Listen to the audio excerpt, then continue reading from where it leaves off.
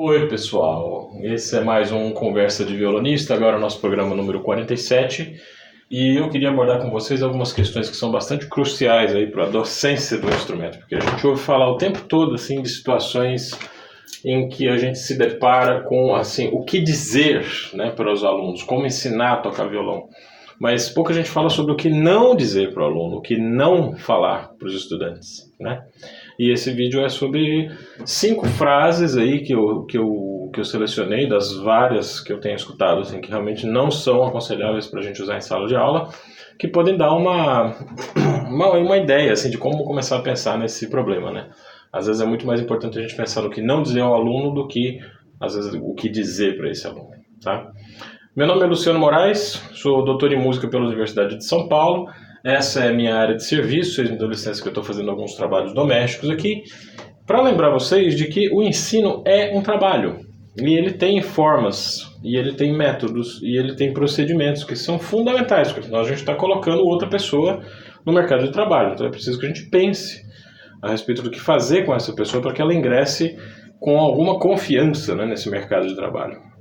É muito importante a gente escolher o que não dizer a um aluno, né? Aquelas ideias que já estão superadas, ideias que já são velhas, ideias que já provaram que não já foi provado que as ideias não funcionam.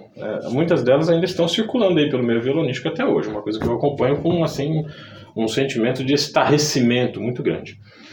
5 frases que valem tapa na cara, tá? 5 frases que a gente já devia ter abandonado aí das nossas práticas docentes. A primeira delas é: a prática leva à perfeição. Errado. A prática não leva à perfeição. Tá espantado?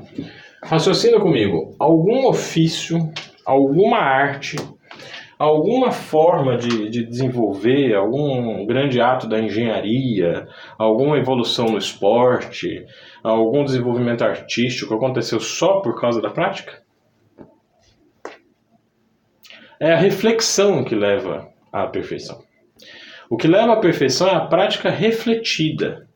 É o estudo consciente dos fatores que nos levam a resultados melhores. A prática só leva à permanência. Pense a respeito. Se eu disser para você que praticando 8 horas por dia você vai ser um grande violonista, eu vou estar frustrando os seus planos de aprendizado. Porque não é o estudo durante 8 horas. É o estudo refletido. É a capacidade da pessoa observar uma coisa que ela fez de errado, a capacidade de corrigir erros, corrigir pequenos problemas e de ir percebendo ao longo do estudo como que assim, pequenas falhas, né, estão relacionadas com coisas que nós estamos fazendo voluntariamente. Essas coisinhas que a gente faz voluntariamente não vão desaparecer com mais prática. Vocês concordam comigo?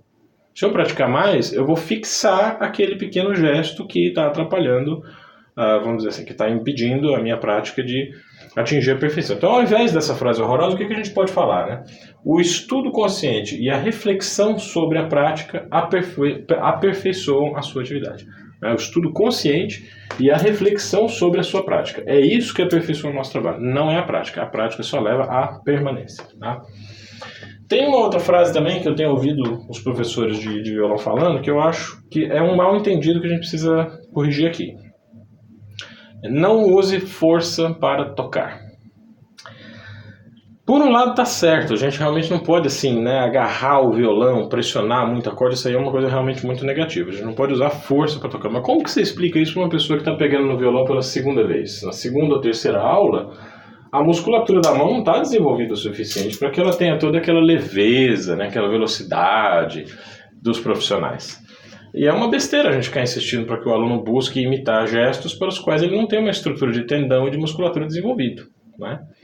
Ao invés de dizer isso para o aluno, a gente pode dizer o seguinte: perceba gradualmente a sensação de força se diminuir. Olha que diferença. Às vezes o primeiro contato com o violão você precisa realmente apertar um pouco, sentir ali a pressão da corda, sentir como que aquela corda precisa ser vencida realmente, né? Mas ao longo do tempo a gente vai desenvolvendo uma micromusculatura que é muito eficiente para pressionar as cordas. Um caso clássico é o caso da pestana. Você já viu aqueles iniciantes assim que vai fazer pestana e vê os dedos tudo assim junto, né? Ele faz uma pestana, ao invés do dedo 2, 3 e 4 ficar na posição, eles vêm em cima. Por que isso? Porque o dedo não tem força suficiente, ele não tem capacidade muscular suficiente para ele sozinho pressionar as 6 cordas. Então ele precisa da ajuda de todos os outros. Isso é como aqueles familiares, né, que não conseguiram aí uma independência econômica e acabam envolvendo a família inteira quando se mete em alguma encrenca, né? Eu tenho que ajudar a pagar o carro, tenho que ajudar a pagar uma conta de hospital, então a família toda vai lá para ajudar aquele problema. Por quê? Porque aquele membro da família especificamente não conseguiu chegar ao nível de independência econômica que permita ele resolver seus problemas financeiros sem acionar os outros membros da família. Com os dedos é a mesma coisa. Aquele dedo que não tem musculatura vai requisitar a força dos outros dedos. Tá? Isso é uma coisa que a gente precisa de tempo, mas também precisa de percepção. Eu percebo isso muito em mim. Eu sou um violonista que às vezes tenho que passar um período longo assim, sem tocar violão por causa de alguma intercorrência, ou estou dando muita aula, o período da vida mesmo que cobra outras coisas que você precisa fazer. Quando eu volto, eu sinto que eu tenho que fazer muito mais força para conseguir resultados no instrumento. Mas essa força vai diminuindo à medida que eu vou praticando, à medida que a força muscular da mão vai voltando. Tá? Então não é que a gente não faz força, é que o professor de violão, que já é formado, que já estudou 8 horas por dia durante anos, né, que tem um bacharelado, que tem uma trajetória cumprida no violão, ele não sente a força que ele faz. E aí ele vai dizer para o aluno o quê? Não, você não pode fazer força. Não, não é isso, o professor está fazendo força. Só que a capacidade de realizar a força dele é tão maior do que o que é necessário para as cordas serem bem pressionadas, que ele já não sente essa força. Então percebam essa diferença, é importante, porque às vezes a gente comunica sensações para os alunos que a gente só pode ter depois de profissional. E o aluno, fatalmente, ele vai sentir que ele está fazendo alguma força. Isso não é errado. O errado é ele passar o resto da vida fazendo essa força. Então ele tem que ser orientado a sentir essa força e controlar aos poucos. À medida que a musculatura vai se desenvolvendo, ele tem que sentir também que a sua pressão está diminuindo, tá? Terceira frase que está conectada com essa anterior: violonista não pode ter calo. Essa é a que eu mais detesto, assim, porque as cordas, mesmo as cordas de nylon, elas têm um potencial de agredir os dedos muito grande. São cordas muito finas e a pressão que é colocada sobre elas é muito intensa. É impossível a pele não sentir nada nesse processo. Alguns amigos falam para mim assim, não, mas eu vi a mão, o dedo do violonista X, sei lá, do Abel Carlevaro, que não tinha calo. Não, ele tinha calo. Ou então a pele dele por dentro do calo estava adaptada de maneira a que esse calo estava integrado ao resto da textura da sua pele. Mas se vocês fossem analisar os dedos, né, da ponta dos dedos do Abel Carlevaro depois de um concerto, vocês perceberiam que o calo está ali. O calo ele pode ser tênue, a gente tem que manter o calo sob controle, ele não pode virar aquela crosta verde, né, que às vezes os violonistas deixam o calo crescer numa proporção assim absurda, né? Aí o calo tem que ser lixado realmente, ele tem que ser reduzido porque a gente precisa de uma certa sensibilidade, né? O calo tira a sensibilidade da ponta dos dedos. Ao invés de você dizer que o violonista não pode ter calo, é melhor você virar para o seu aluno e falar assim: mantenha o calo sob controle e perceba aquilo que o calo está te dizendo. Porque às vezes o calo fala que o seu violão está desregulado, que o braço do seu violão está empenado, que as cordas estão altas demais, sabe? E aí é realmente necessário tomar uma certa providência. Não é fácil assim perceber se um violão está empenado ou não. Muitas vezes só os luthiers conseguem fazer isso. Então, às vezes, o calo indica algum problema técnico ou seu ou do violão. Às vezes você está usando força demais, ou não tem capacidade de realizar essa força, ou está usando muito da sua capacidade de fazer força tocando violão, né? Então, o calo ele ajuda a gente a indicar, a identificar certos problemas. Mas que ele tem que existir, ele tem que existir, tá? Quarta frase que vale um tapa na cara. Repete esse trecho até ficar bom. Não, é a mesma coisa da primeira, né? Quer dizer, a prática leva à perfeição. Você não pode repetir o trecho até ficar bom. Você tem que estudar o trecho, entender como ele funciona, entender a forma mais fácil, mais ergonômica de fazer. E aí sim, começar a série de repetições. Para quê? Para ficar bom? Não. Para fixar a alta qualidade daquele conjunto de movimentos. Quer dizer, você repete para fixar. Você não repete para melhorar. Se você repete um trecho exatamente do mesmo jeito que você fez antes, a tendência é aquele trecho ficar cada vez mais gravado na memória muscular. E se você estiver aprendendo esse trecho errado, essa memória muscular vai levar muito mais tempo para você apagar e substituir por uma outra mais eficiente. Tá? Então a gente não repete para melhorar, a gente repete para fixar aquilo que já está bom. Primeiro de tudo é necessário estudar o trecho até fazê-lo de maneira eficiente. Aí é que a gente começa a série de repetições, tá certo? A quinta, última frase que vale um tapa na cara, que eu acho que os professores precisam se esforçar muito para parar de usar, né? Não é bem uma frase, mas é um procedimento. Que é aquele procedimento seguinte: o professor recebe um aluno que é canhoto. Aí ele inverte as cordas do violão para esse aluno canhoto aprender a tocar o instrumento assim, da forma como seria mais, digamos, natural para ele, né, para o funcionamento do cérebro dele. Tem várias objeções que a gente pode fazer a respeito disso. Eu achei que esse procedimento já estava completamente enterrado quando eu tinha assim, 16 anos de idade, foi quando eu comecei a me interessar por pedagogia, mas eu percebi que não. Até hoje eu vejo violonistas mais jovens do que eu que estão tocando com violão invertido. Tá? Primeiro de tudo é o seguinte: essa história de que o cérebro é dividido em duas partes, a parte esquerda é a da lógica, a parte direita é da emoção, ela não pode ser levada muito a sério, porque a própria neurologia já está descobrindo que existe uma ligação entre esses dois hemisférios, o direito e o esquerdo, que é feita por uma coisa do cérebro chamada corpo caloso. Em músicos, o corpo caloso é mais desenvolvido do que entre as pessoas normais. A pessoa que estuda música, que toca um instrumento, que tem uma boa formação musical, mesmo que não seja profissional, você abre a cabeça dela, você pega o cérebro, o corpo caloso está bem mais desenvolvido do que o das pessoas que não têm uma formação musical. Isso significa que a música trabalha com o cérebro integrado. Ele funciona inteiro, presente ali nos procedimentos de aprender a tocar um instrumento, aprender a tocar uma obra musical. Não existe essa coisa de um compartimento fixo para uma determinada atividade cerebral e outro compartimento fixo para outras atividades.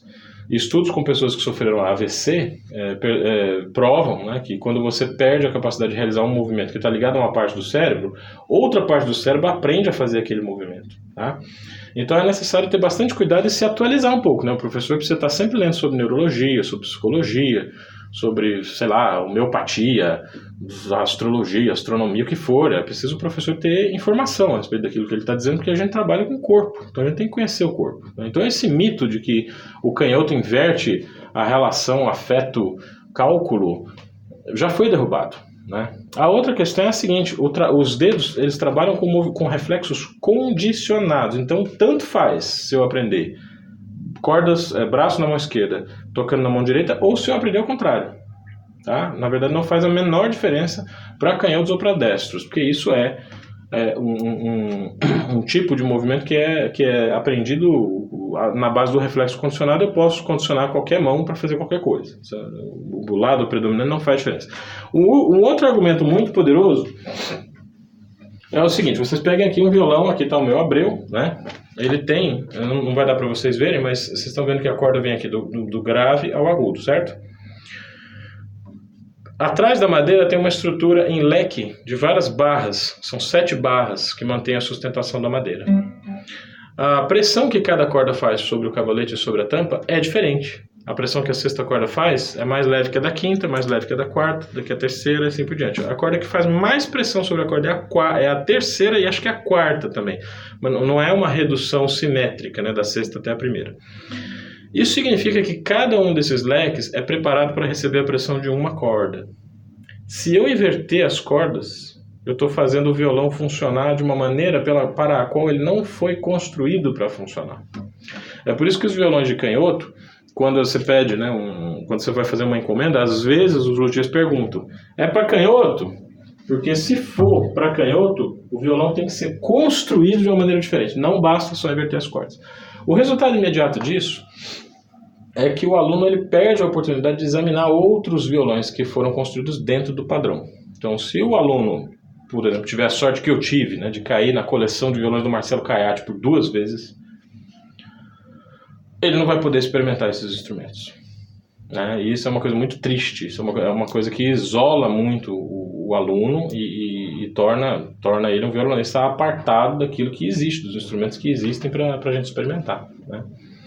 Claro, os violonistas que já têm uma carreira, que já têm uma formação nesse sentido, fazer o quê? Sigam à vontade, né? É uma coisa que não tem como, acho que é muito difícil modificar isso depois assim, de 1 ano de estudo. Eu me lembro de um aluno iniciante que tinha começado como canhoto, mas ele tinha assim 6 meses de aula. Eu recomendei a ele, falei, não, já que você tem pouco tempo de estudo dessa maneira, vamos tentar trabalhar da maneira como é o padrão, para que você tenha acesso aos instrumentos que existem aí pelo mundo, né? O último argumento contra a ideia de inverter o instrumento, as cordas do instrumento para o canhoto é a gente olhar para uma orquestra sinfônica. Não existe nenhum violinista cruzando o arco assim. Isso não acontece, né?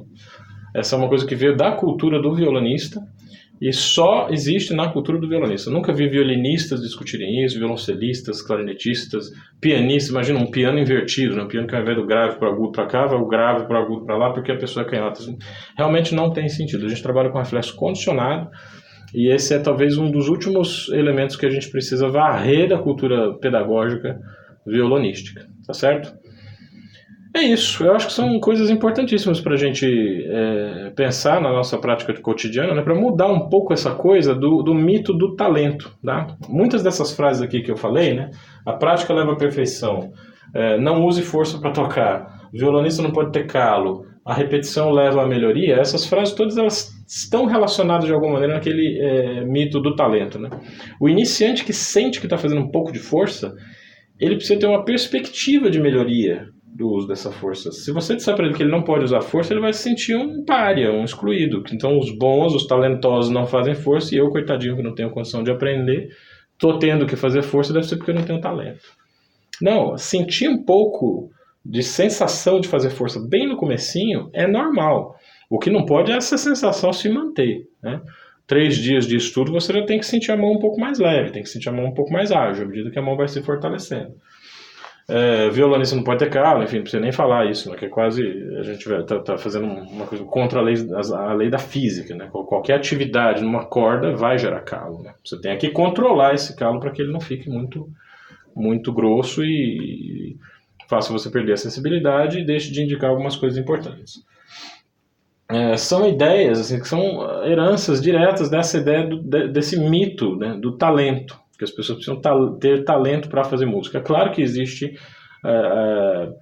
alguns fatores que vão ajudar algumas pessoas a se desenvolverem mais que outras. Aprender a tocar com um bom instrumento desde o início, a aprender a tocar desde idade tenra, né, desde muito cedo, mas não sei, sabe, a gente precisaria fazer um estudo um pouco mais completo aí, porque eu conheço muitos bons violonistas que começaram tarde, começaram com instrumentos ruins. Isso porque abandonaram a concepção de talento e passaram a trabalhar com a concepção de estudo e de desenvolvimento progressivo, gradual. Tá? Eu acho que esse é o grande desafio da pedagogia, a gente acreditar no ser humano, acreditar nos estudantes que a gente tem, de que todos eles podem chegar a ser muito bons e muito felizes trabalhando com música. Minha contribuição de hoje, tá bom? Um abraço para vocês e bons trabalhos aí em tudo que vocês forem realizar.